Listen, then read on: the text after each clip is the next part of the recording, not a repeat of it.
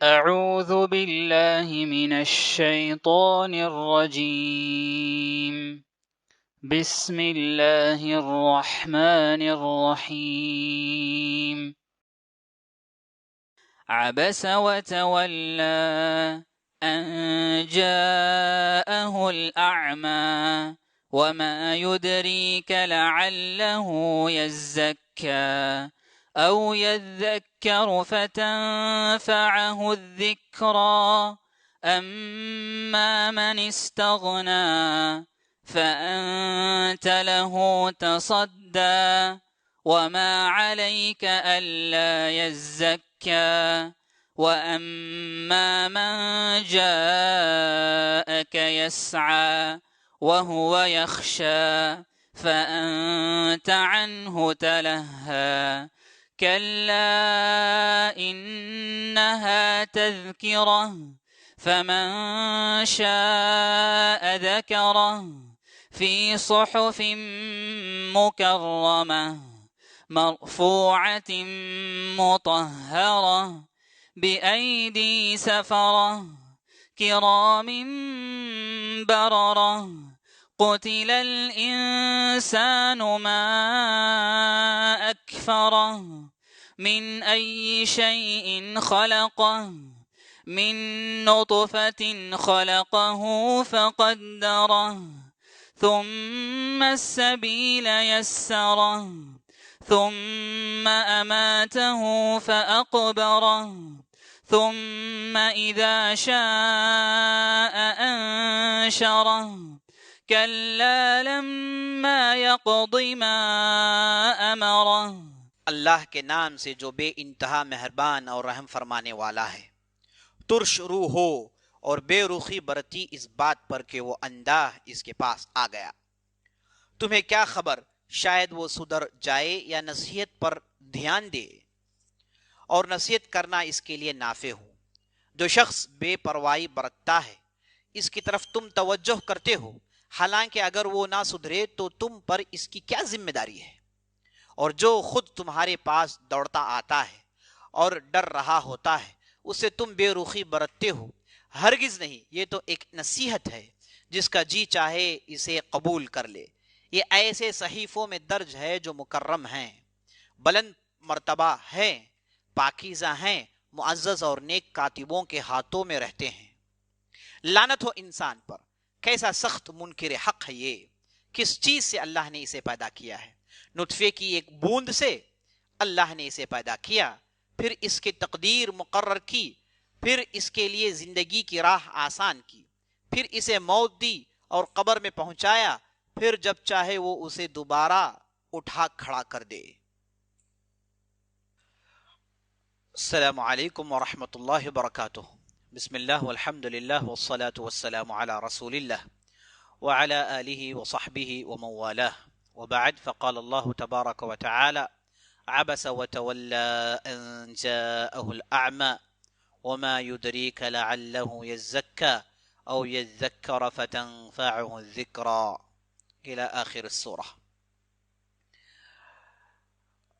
میں اللہ رب العزت کی بارگاہ میں دعا کرتا ہوں کہ اللہ رب العزت ہماری محنتوں کو قبول فرمائے، ہمارے روزوں کو قبول فرمائے، اور اس مبارک گھڑی میں جس میں ہم رہ کر اللہ رب العزت کے حکم کے مطابق سحری کرنے کے بعد فجر کی نماز کا انتظار کر رہے ہیں، اس مبارک گھڑی میں عزیز دوستو، قرآن سے بہتر کون سا کلام ہو سکتا ہے؟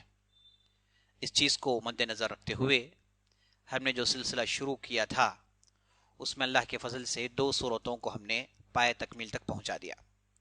آج ہم اس پارے کی تیسری سورت کا آغاز کرتے ہیں۔ یہ پارا جز عام کا آخری پارا ہے۔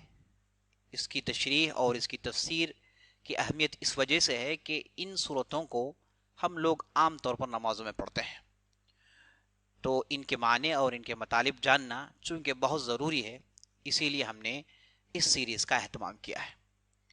تو یہ جو صورت ہے جس کا نام صورت عبس ہے، اس کے اندر 42 آیتیں ہیں، 42 آیتیں ہیں، اور یہ صورت مکی ہے، اس میں ذرا برابر بھی شک نہیں، اور یہ صورت ایک خاص سبب کے بعد نازل ہوئی۔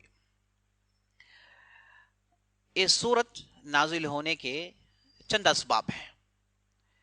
جیسے کہ میں نے مقدمے بتایا، قرآن کی بعض آیتیں ابتدائی ہوتی ہیں اور بعض آیتیں سببی ہوتی ہیں. ابتدائی ان آیتوں کو یا پھر ان صورتوں کو کہتے ہیں جو بغیر کسی سبب کے اللہ رب العزت نازل کرتا ہے. لیکن سببی صورتیں اور سببی آیتیں انہیں کہتے ہیں جو کسی سبب کی وجہ سے، کسی ایک چیز کی وجہ سے نازل ہوئی.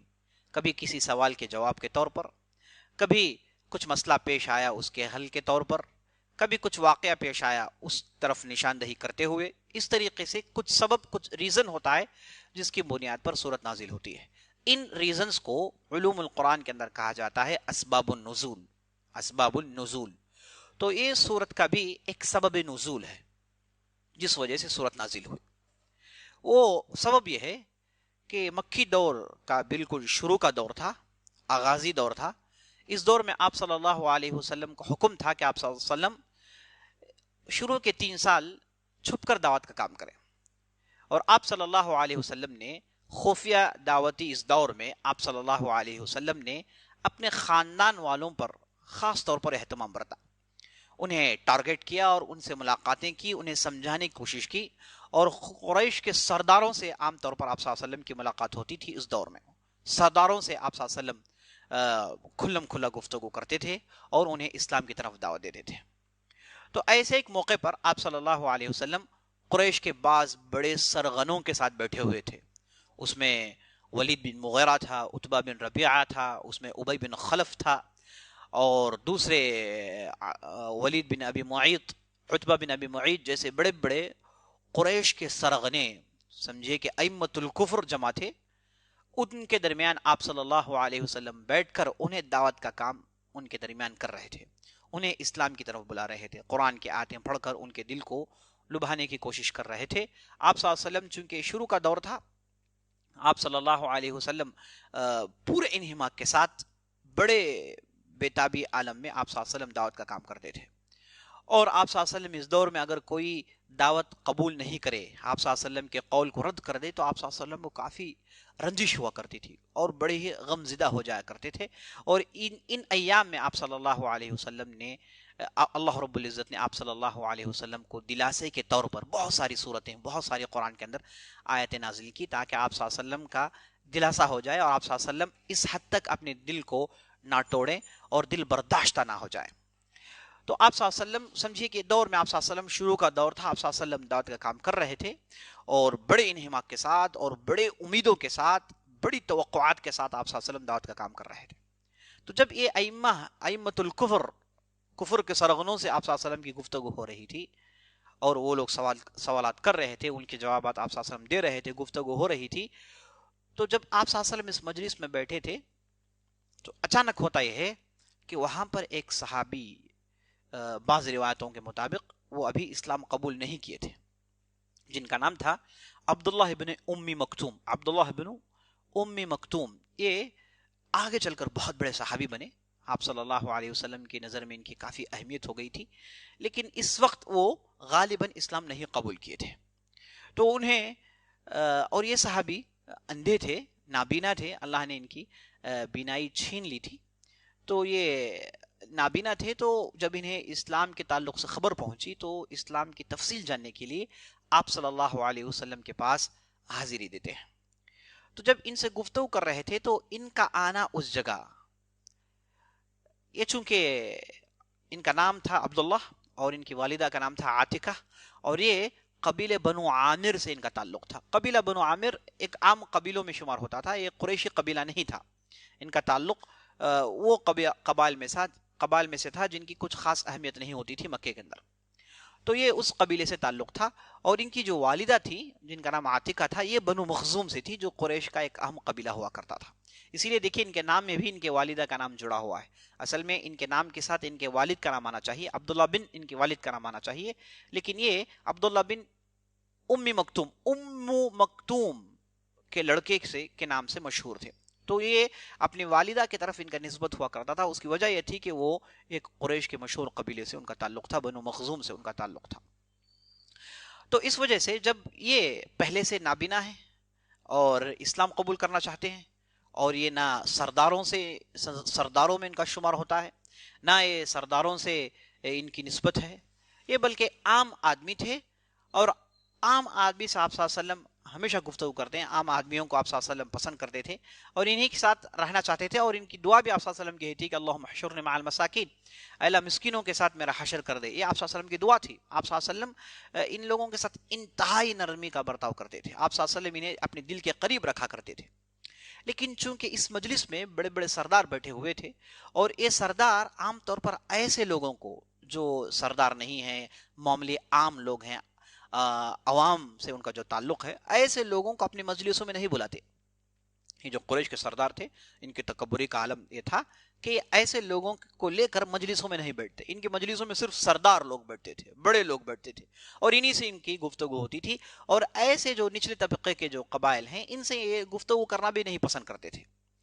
تو آپ صلی اللہ علیہ وسلم کے پاس یہ نابینا صحابی عبداللہ بن ام مکتوم آپ صلی اللہ علیہ وسلم کے پاس آتے ہیں، اور اس مقصد سے آتے ہیں کہ آپ صلی اللہ علیہ وسلم سے کچھ قرآن کی باتیں سنیں اور قرآن کی باتیں سیکھیں، نصیحت حاصل کریں، اپنے آپ کو پاک کریں. یہ مقصد لے کر یہ جو تھے شخص جو ابھی صحابی نہیں ہوئے تھے، ادھر حاضری دیتے ہیں. اب اس طرف ائمۃ الکفر، کفر کے سرغنے بیٹھے ہوئے ہیں، سردار متکبر لوگ بیٹھے ہوئے ہیں.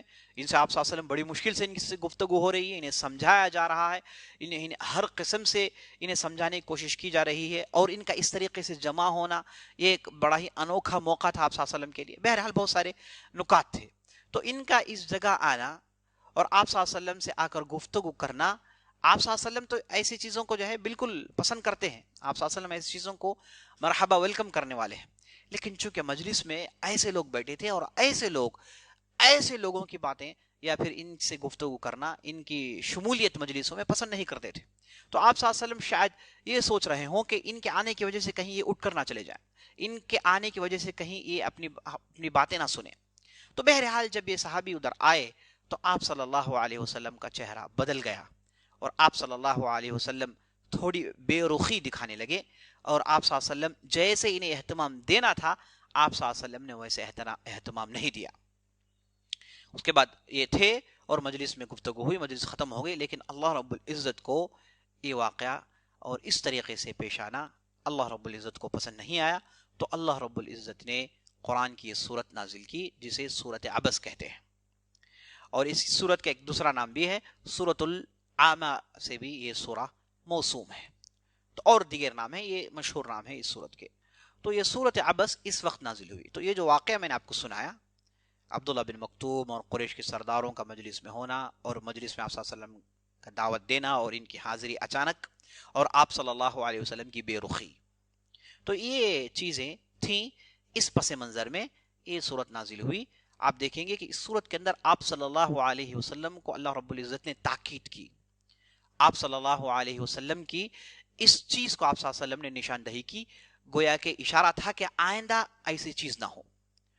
تو آپ صلی اللہ علیہ وسلم کی زندگی میں کئی ایک مرتبہ ایسے واقعات پیش آئے جن میں اللہ رب العزت نے قرآن کی آیتیں نازل کر کے آپ صلی اللہ علیہ وسلم کی تاکید کی، اور کبھی کبھار آپ صلی اللہ علیہ وسلم پر ڈانٹ بھی پڑتی تھی. تو اس سے یہ بات معلوم ہوتی ہے کہ محمد رسول اللہ صلی اللہ علیہ وسلم یہ اللہ کے بندے ہیں، وہ اللہ کے طرف سے بھیجے ہوئے ایک پارسا بندے ہیں، اللہ کی طرف سے بھیجے ہوئے ایک رسول ہیں، ایک پیغمبر ہیں. یہ پیغام پہنچانے آئے ہیں. یہ لوگوں کو اپنی عبادت کے لیے نہیں بلائے، اور یہ ان کا شمار انسانوں میں سے ہوتا ہے. انبیاء علیہ السلام کا شمار انسانوں میں سے ہوتا ہے. ان میں سے اللہ رب العزت بعضوں کو چن کر انہیں اللہ رب العزت رسول اور نبی کا مرتبہ دیتا ہے. یہ خاص اللہ تعالیٰ کی طرف سے ہے. یہ کسبی ہے، وہبی نہیں. یہ وہبی ہے، کسبی نہیں. کوئی آدمی محنت کر کے نبی نہیں بن سکتا.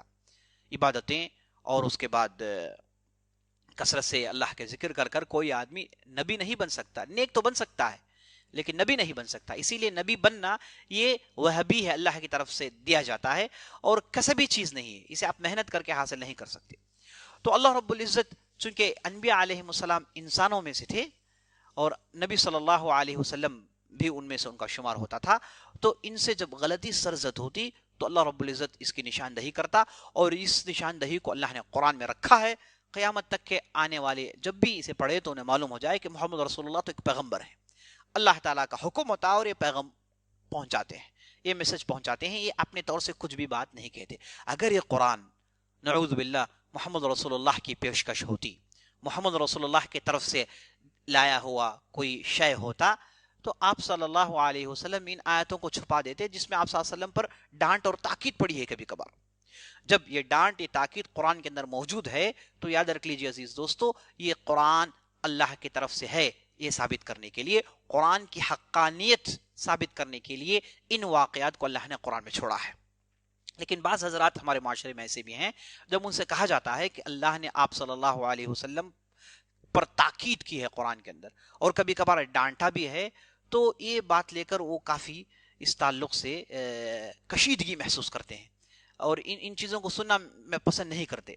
गोया कि अल्लाह कैसे आप सल्लल्लाहु अलैहि वसल्लम को डांट सकता है, ये चीज़ें इनके जहन में आती हैं, जबकि ये चीज़ें अजीज़ दोस्तों ये कुरान के अंदर मौजूद है और आप सल्लल्लाहु अलैहि वसल्लम ने कभी कभार कई मरतबा कहा है कि मैं अल्लाह ताला की तरफ से भेजा हुआ पैगम्बर हूँ, इन अना इल्ला बशरुम मिथलुकुम, मैं तो एक आम इंसान हूँ तुम्हारे तरह और मेरे मुझ पर वही होती है।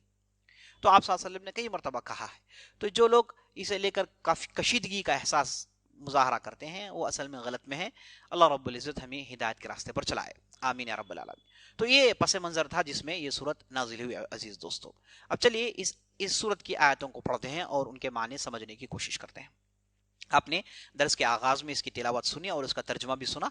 अब चलिए इसकी तफसीर सुनते हैं, इसके अहम नुकात की तरफ इशारा करने की कोशिश करते हैं और इस सूरत का मकसद भी जानना जरूरी है। हमने सूरह नबा की जब बात की तो हमने बताया कि सूरह नबा का मकसद ये था कि मुनकिरीन यौमुल क़ियामा का इनकार करने वाले पर रद्द था और उन्हें अकली दलाइल देकर साबित करना था कि क़ियामत एक चीज़ है जो आकर रहेगी।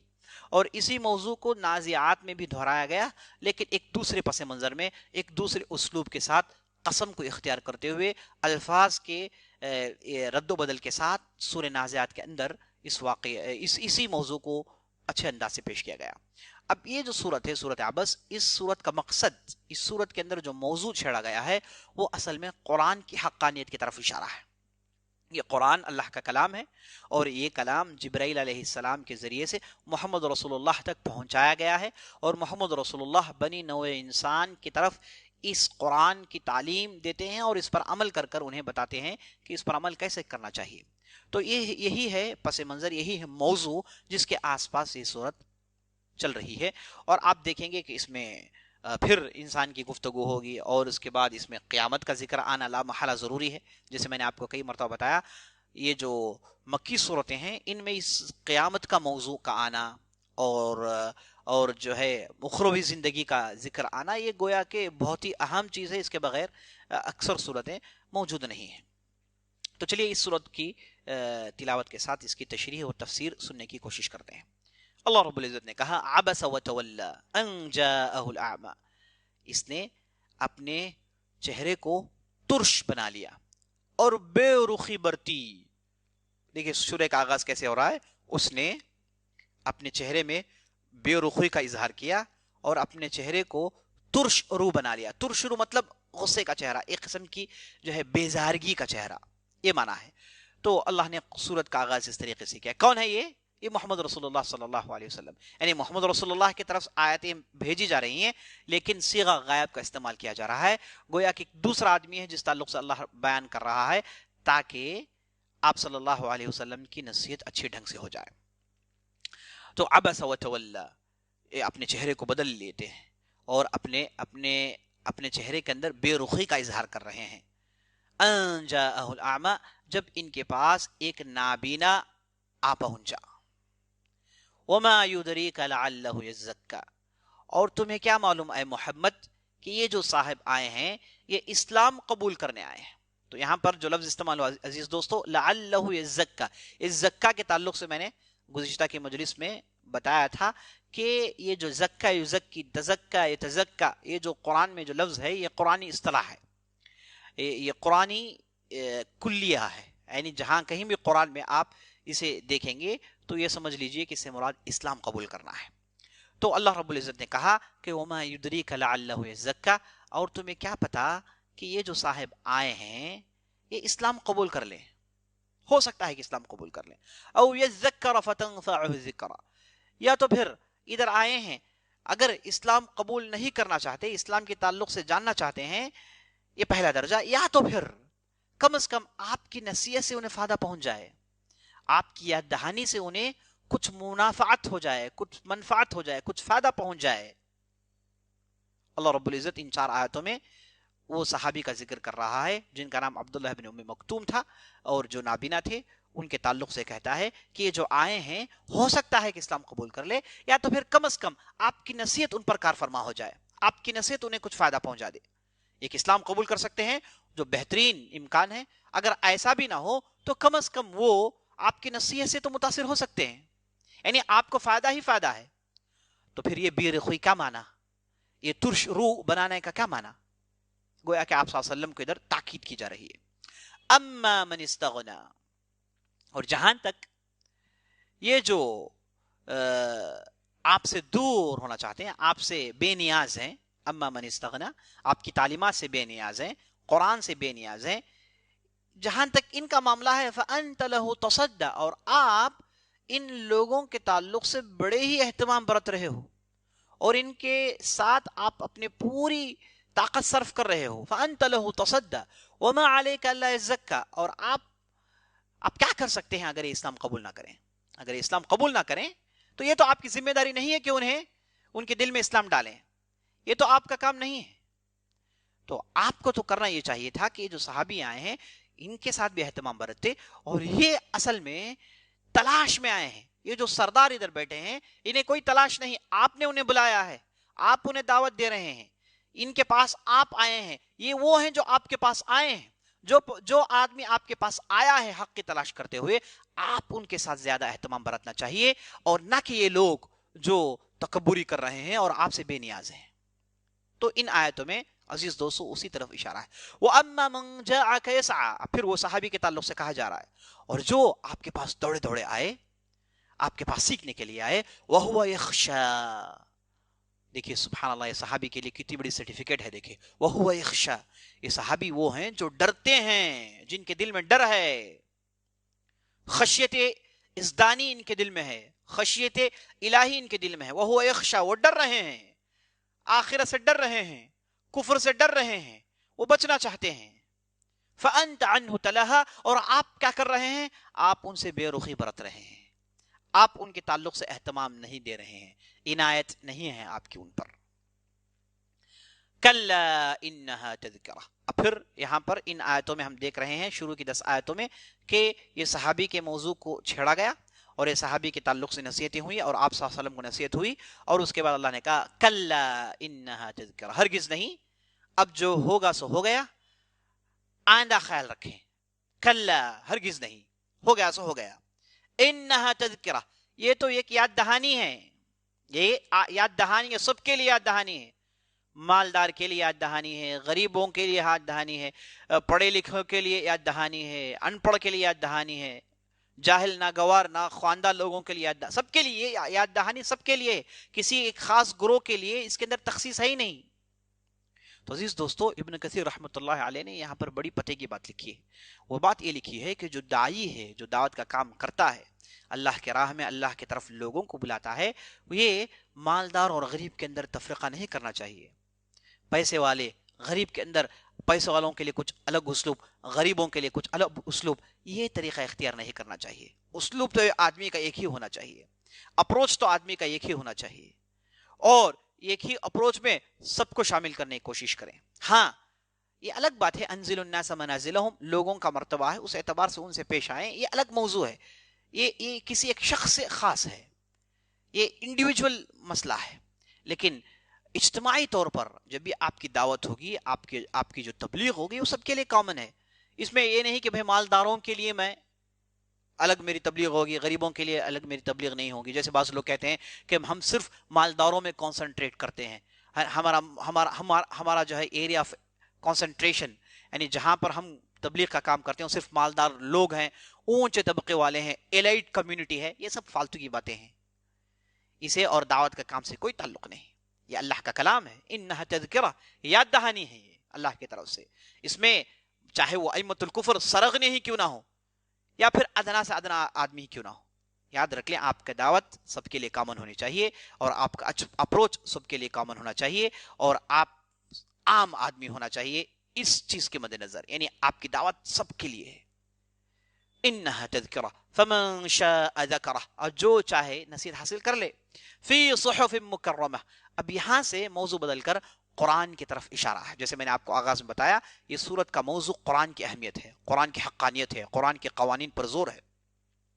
तो यहां पर जैसे कुरान की बात शुरू हुई, कुरान किन के जरिए से पहुंचाया गया? कुरान पहुंचाया गया बुजुर्ग फरिश्तों के जरिए से। तो यहां पर फरिश्तों का जिक्र आ रहा है, यहां पर पाक सहीफों का जिक्र आ रहा है। फमन शाअ ज़करा, जो चाहे नसीहत हासिल कर ले। फी सुहुफ़िन मुकर्रमा, ये जो अल्लाह का कलाम है ये लौह महफूज में है और जो ही बुलंद पाया इज्जत वाले सहीफों में है। ये जो कुरान है ये इज्जत वाले सहीफों में अल्लाह ने अपने पास रखा है, इसकी गैर मामूली अहमियत है अल्लाह के पास, मलाइका के पास। मरफूअतिन मुतहहरा, और ये जो सहीफे हैं ये ऊंचे बुलंद हैं और पाक साफ हैं, बिल्कुल पाक साफ हैं, पाकीज़गी है इनके अंदर। बिअयदी सफरा, और ये पाक सहीफे, ये अल्लाह का कलाम किन के हाथ में है? बिअयदी सफरा, ये उन लोगों के दरमियान है जो अनबिया अलैहिमुस्सलाम और अल्लाह के दरमियान सफीर का काम करते हैं। यानी अनबिया अलैहिमुस्सलाम और अल्लाह के दरमियान जो एम्बेसडर का काम करते हैं उनके हाथों में है ये, यानी मलाइका की तरफ इशारा है। अल्लाह ने सफीर कहा, सफरा ये सफीर की जमा है। बिअयदी सफरा, ये मुबारक फरिश्तों के हाथों में है। किराम बरारा, अब फरिश्तों की सिफात बयान हो रही है। किराम बरारा, किराम करीम की जमा है, बरारा बर की जमा है। तो किराम करीम मतलब यानी दिल जिनका कुशादा, बुजुर्ग लोग, ज्यादा खैर चाहने वाले, बेहतरीन लोग, उम्दा लोग, यानी मलाइका ऐसे ही होते हैं। मलाइका जो है इंसानों से बोझ नहीं रखते जैसे यहूद कहते हैं, है ना, वो किसी से बोझ नहीं रखते, वो तो बाबरकत लोग हैं, बुजुर्ग लोग हैं जो खैर चाहते हैं, खैर चाहते हैं किसी सबके लिए, किसी के लिए शर नहीं चाहते। किराम बरारा, और नेक, बरारा का माना नेक लोग, गुनाह नहीं करने वाले हैं, इनके दामन पाक हैं, इनसे गलतियां सरजद नहीं होती। ला यासून अल्लाह मा अमरहुम व यफअलून मा युमरून, अल्लाह के हुक्म की नाफरमानी करना ये नहीं जानते और जो भी हुक्म होता है उस पर अमल फरमा हो जाते हैं। किराम बरारा, यहां पर मलाइका के औसाफ बयान किए गए और उसके बाद कहा गया कुतिल इंसानु मा अकफरा, इंसान पर मार है कितना ही ज्यादा कुफर करने वाला है। शायद का माना देखिए अजीज दोस्तों, पहले इंसान पर लानत भेजी गई है और उसके बाद इंसान पर लानत भेजने के सबब यानी कुफर पर ताज्जुब है कि ये इंसान कैसा इंसान है। और मैं आपको और एक पते की बात बताता चलूं, जहां तक मक्की सूरतों की बात है, अगर आपने मक्की सूरतों में अल इंसान के लफ्ज को पढ़ा है तो याद रख लीजिए इसके अंदर आमतौर पर काफिर मुराद है। अल इंसान से मुराद अल काफिर है। ये खास तौर पर मक्की सूरतों में ये चीज मुफस्सिरीन ने लिखी है, क्योंकि ये जब आप मौजू पढ़ते हैं जहां कहीं भी काफिर का लफ्ज इस्तेमाल होना है वहां अल्लाह ने इंसान का लफ्ज इस्तेमाल किया, और इसमें आम जो गैर काफिर लोग हैं उनके लिए भी नसीहत है, इसीलिए लफ्ज आम इस्तेमाल किया गया है। अगरचे के माना एक तरफ से इसके अंदर तखसीस है, लेकिन इनमें वो मोमिनीन और वो अफराद भी दाखिल हैं जो इंसानियत के नाते इसमें दाखिल हो जाते हैं और उनके लिए भी इसमें नसीहत के सामान है, इसीलिए लफ्ज आम इस्तेमाल हुआ है। वरना अगलब तौर पर आम तौर पर अल इंसान से मुराद मक्खी सूरतों में अल काफिर काफिर मुराद है। कुतिल अल इंसान से मुराद कुतिल अल काफिर, जो अल्लाह का नाफरमान है उस पर अल्लाह की मार है। मा अकफरा, अरबी जबान में इस माँ को माँ ताज्जुबिया कहते हैं, यानी ताज्जुब के लिए अरब इस्तेमाल करते हैं। मा अकफरा, ये कितना ज्यादा कुफर करने वाला है, इसके अंदर कितना कुफर है, ये कितना अल्लाह के यहाँ इसके अंदर कितनी जो है मासियत पाई जाती है, कितने गुनाह करता है, ये माना है इसका। मा अकफरा मिन अय्यि शैइन खलक, इसे इतना इतराने की क्या जरूरत, इतना कुफर में घमंड इसके अंदर कहां से आ गया, इतनी घमंड बताने की क्या जरूरत। मिन अय्यि शैइन खलक, किस चीज से इसे पैदा किया गया है, इसे मखलूक का सबब क्या है। मिन अय्यि शैइन खलक, किस चीज से इसे पैदा किया गया है। मिन नुतफतिन खलकहु फक़द्दरह, अल्लाह ने इसे बनाया है एक पानी के बूंद से और अल्लाह ने उसकी तदबीर की, अल्लाह ने उसे ठीक से उसे बनाया और ठीक से एक जगह अल्लाह ने उसे बिठाया। मिन नुतफा, यानी इशारा यह है कि یہ قرآن اللہ کا کلام ہے، اس کلام کو ان لوگوں کے سامنے پیش کیا جا رہا ہے، اور ایک کافر کا معاملہ یہ ہے کہ اللہ کا کلام، اللہ کا نبی لا رہا ہے، محنت کر رہا ہے، ان سے صرف یہ مطالبہ ہے کہ اسے مان لے بس۔ یہ نادان کا معاملہ یہ ہے، یہ غفلت میں پڑے ہوئے آدمی کا معاملہ یہ ہے کہ یہ غفلت میں پڑھنے کے ساتھ ساتھ اس کے اندر تکبری اور گھمنڈ پیدا ہو گئی۔ نبی کو، اللہ کے کلام کو وہ حقارت کی نظر سے دیکھتا ہے، تو اللہ کہتا ہے کہ تم اسے حقارت کی نظر سے دیکھتے ہو، جانتے ہو کہ تم کس سے پیدا کیے گئے، تم کتنے حقیر ہو، جانتے ہو کہ نہیں جانتے ہو؟ تم بہت حقیر ہو، تمہاری بنیاد، تمہارا آغاز ایک پانی کے بوند سے ہوا، ایک صرف پانی کا بوند تھے تم، اس کے بعد اللہ نے اس پانی کے بوند میں برکت پھینکا اور وہاں سے تم انسان بنے، اور تمہارے لیے کیا کچھ نہیں کیا اللہ نے۔ دیکھیے اللہ نے انسان کو بوند کے بعد سے لے کر انسان بنا کر باہر نکالنے تک کیا کچھ نہیں کیا، ان مختصر آیتوں میں اللہ نے کیسے بیان کیا ہے۔ ثم السبیل یسرہ من نطفۃ، اللہ نے نطفے سے بنایا، خلقہ، نطفے سے اسے اللہ نے بنایا، فقدرہ، کیا مطلب قدرہ؟ اس کے مختلف مراحل اللہ نے طے کیے، پہلے پانی تھا، پھر وہ کیڑا بنتا ہے، اور ایک کیڑا پھر ایک خون کا لوتھڑا بنتا ہے، اور خون کا لوتھڑا پھر ایک گوشت کا ٹکڑا بنتا ہے، اور ایک گوشت کا ٹکڑا پھر اس میں ہڈیاں نکل آتی ہیں، اور پھر یہ ہڈیاں بنتی ہیں، اور اس کے بعد یہ ہڈیاں بننے کے بعد اس پر گوشت چڑھایا جاتا ہے، پھر اس پر چمڑی چڑھائی جاتی ہے، پھر اسے 9 مہینے کے بعد اسے انسان بنایا، فقدرہ، یہی مراد ہے، یعنی اس کے مراحل کو اللہ نے طے کی، اس مراحل کے اللہ نے اسٹیمیشن کیا ہے۔ ثم السبیل یسرہ، اور اس کے بعد یہ بن گیا، 9 ماہ ہو گئے اس کے، اور اسے اللہ نے باہر نکالنے کا بہترین آسان راستہ بنایا۔ ثم السبیل یسرہ، باہر آنے کے لیے اللہ نے اس کے راستے کو آسان کر دیا، آسانی سے باہر آ جاتا ہے۔ اب ہوتا کیا ہے اس کے بعد؟ ثم اماتہ فاقبرہ، اور اس کے بعد انسان بنتا ہے، اس کی عمر میں درازی ہوتی ہے، عمر پاتا ہے، ثم اماتہ فاقبرہ، اور اس کے بعد اللہ اسے موت دیتا ہے، اور اس کے بعد اللہ حکم دیتا ہے تو اس کی قبر کھودی جاتی ہے۔ ثم اذا شاء انشرہ، اور اس کے بعد قبر میں دفن کرنے کے بعد پھر اللہ اگر چاہے تو اللہ دوبارہ حکم دیتا ہے تو دوبارہ اسے زندہ کر دیا جاتا ہے۔ تو پانی کے بوند سے لے کر انسان بننے کے بعد، باہر آنے کے بعد، پھر قبر میں جانے کے بعد، پھر قبر سے آنے کے بعد، بننے کے بعد، قبر میں جانے کے بعد، پھر بننے کے بعد، پھر زندہ ہونے کی تعلق سے اللہ رب العزت، عزیز دوستو، ان 4 آیتوں میں اللہ رب العزت انسان کے پورے مرحلوں کو گنا رہا ہے، انسان کی اوقات بتا رہا ہے کہ انسان یہ تیری اوقات ہے، ہم نے تم پر کرم کیا ہے، ہم نے تم پر رحم کیا ہے کہ ہم نے تم پر اس قرآن کو نازل کیا تاکہ تم نصیحت قبول کرو۔ تو عزیز دوستو، اس میں آپ دیکھیں گے ثم اماتہ فاقبرہ، فاقبرہ، قبر یقبر کہتے ہیں قبر کھودنے کو، اقبر یقبر کہتے ہیں قبر کھودنے کا حکم دینے کو، اور اسی طریقے سے دیکھیے ثم اذا شاء نشرہ، نشرہ کہتے ہیں دوبارہ زندہ کرنے کو، انشرہ کا معنی ہے دوبارہ زندہ کرنے کا حکم دینے کو۔ تو یہاں پر 2 فعل استعمال ہوئے ہیں جو بہت ہی بہترین انداز سے استعمال ہوئے ہیں، اس کے اندر وہ لغوی مطالب ہیں، وہ لغوی اس کے اندر مزے ہیں جسے جاننے والا بڑے مزے لے سکتا ہے۔ ثم اماتہ فاقبرہ، ثم اذا شاء انشرہ، پھر اسے موت دیتا ہے، پھر اسے دفن کرتا ہے، اور پھر اسے اس دفن کی ہوئی جگہ سے پھر زندہ کر دیتا ہے، پھر کھڑا کر دیتا ہے۔ کلا لما یقضی ما امرہ، اور انسان کا معاملہ تو یہ ہے، یہ ہمارے انعامات ہیں اس پر، یہ ہمارے کرم ہیں اس پر۔ اب اس کا معاملہ یہ ہے کہ کلا لما یقضی ما امرہ، اللہ کے احکامات پر جسے عمل کرنا ہے اس پر اس نے بہت کم عمل کیا ہے، پورا مکمل تو نہیں کر سکتا ہے، یہ مکمل کرتا ہی نہیں، اللہ کے احکامات ڈھیر سارے ہیں، یہ مکمل کرتا ہی نہیں، یہ چند احکامات پر عمل کر لے، چند اللہ کے اوامر پر عمل کر لیں، چند اللہ کے حکموں پر عمل کر لیں تو بڑی بات ہے۔ کلا لما یقضی ما امرہ، یہ اترا رہا ہے، گھمنڈ کر رہا ہے، جبکہ جو حکم ہم نے دیا ہے اسے مکمل کیا ہی نہیں ہے، یہ ناقص ہے، یہ نافرمان ہے، یہ اس کے اندر تابعداری نہیں ہے، اللہ رب العزت یہ کہہ رہا ہے۔